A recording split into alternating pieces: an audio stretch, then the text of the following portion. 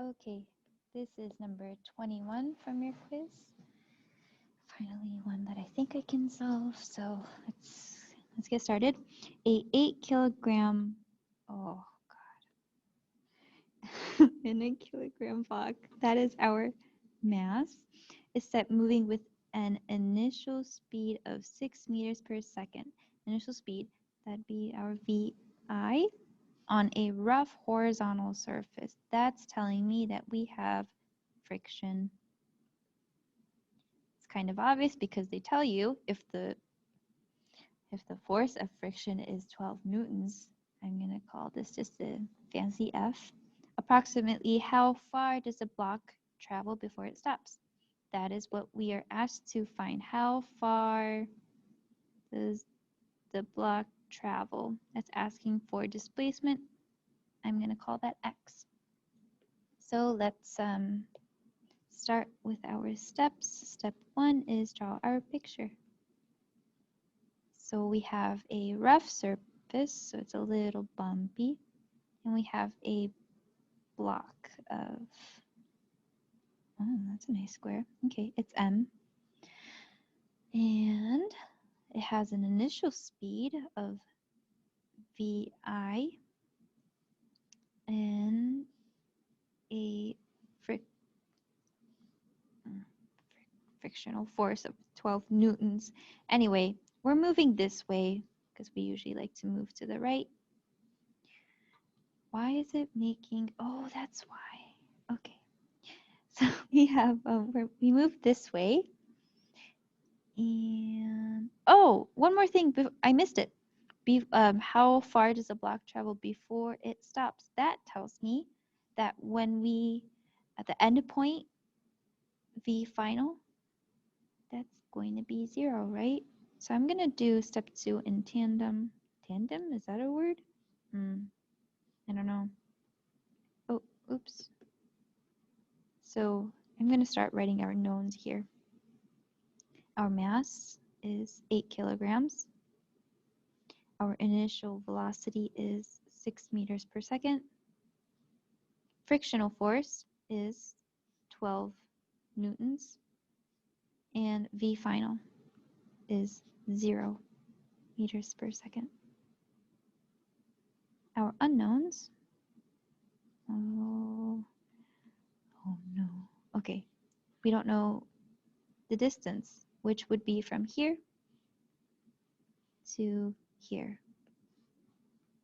We don't know that, so I'm going to circle that in red.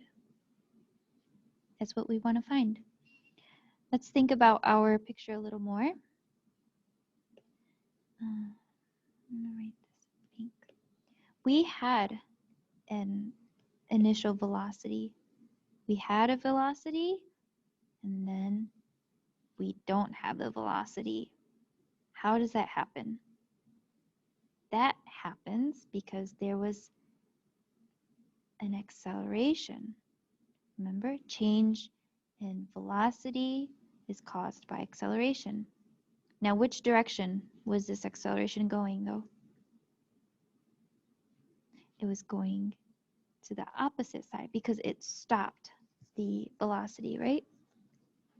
So that is kind of like our kinematics kind of view of this. Now I want to kind of consider our forces. So we always have our gravitational force. I don't even know if this is going to be relevant to our problem, but I'll just write it. It's good practice anyway. If we have a force going down, that means we always have a force going up.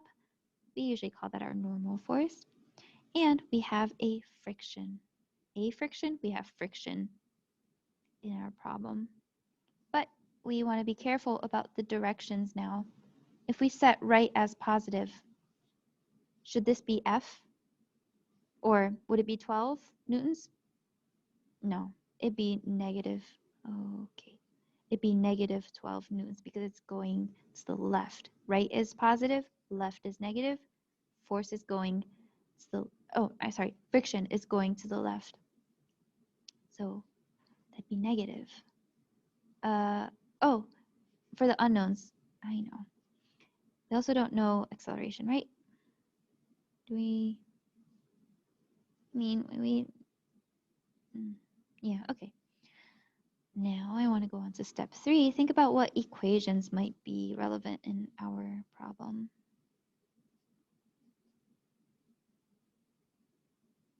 My handwriting's getting bad. Okay. Okay, we want to ultimately find displacement.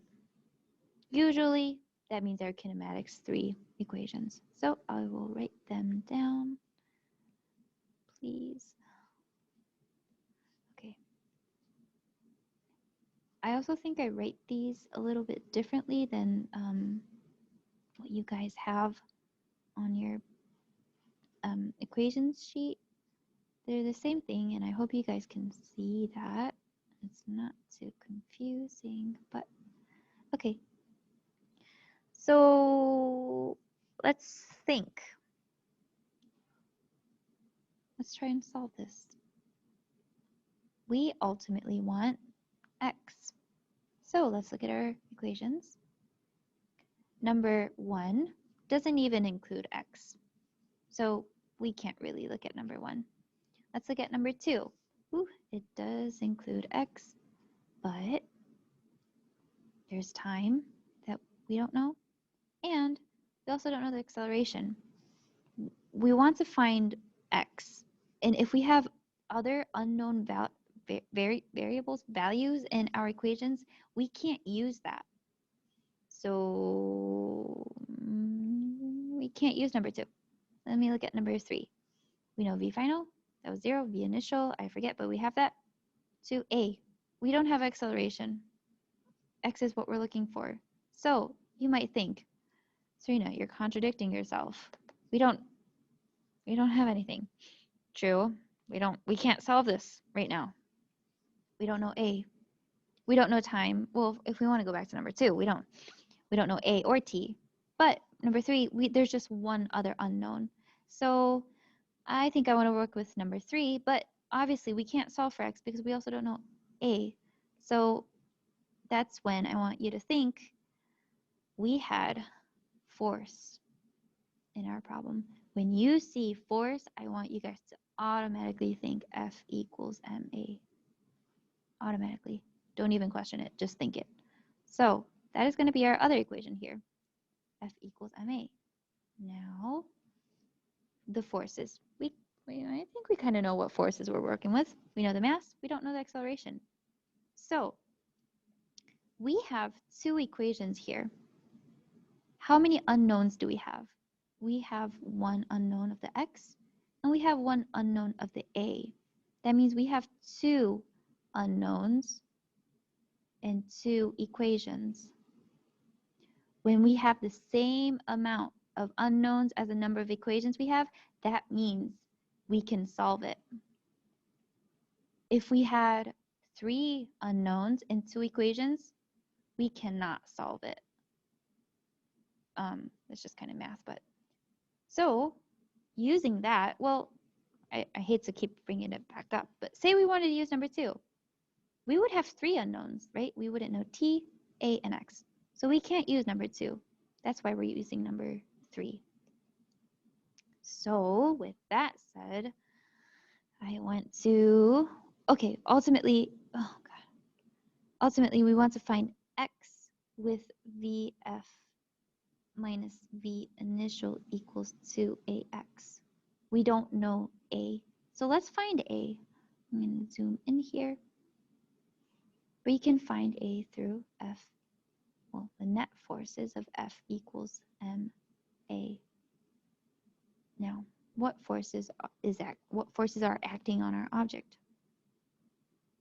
Horizontally, that's the key point. Don't look at all the forces. We're moving, our acceleration is only moving in a horizontal component. So we just want to look at the horizontal forces. Yeah, we have like gravitational force and normal force, but those are going vertical. We're not worried about that right now. We're just looking at horizontal. So the only horizontal force we have is a frictional force. So friction equals ma.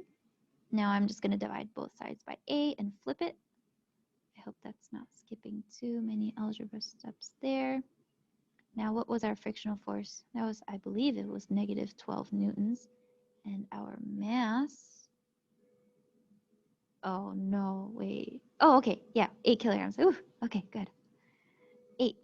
So 12 divided by 8, that would be, I should be able to do that in my brain, negative 1.5.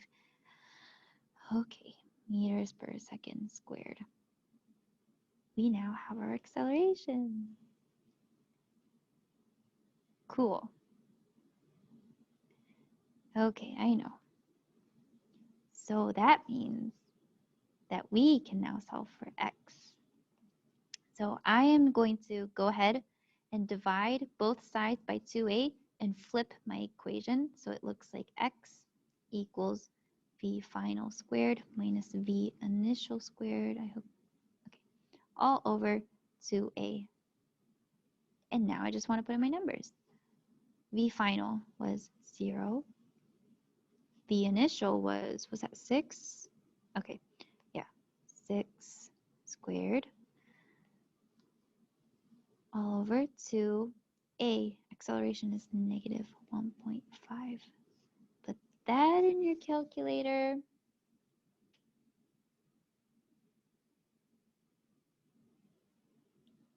And hopefully you get 12.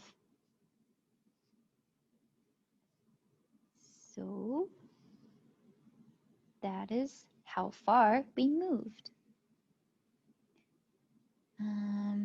Good question. I like this one.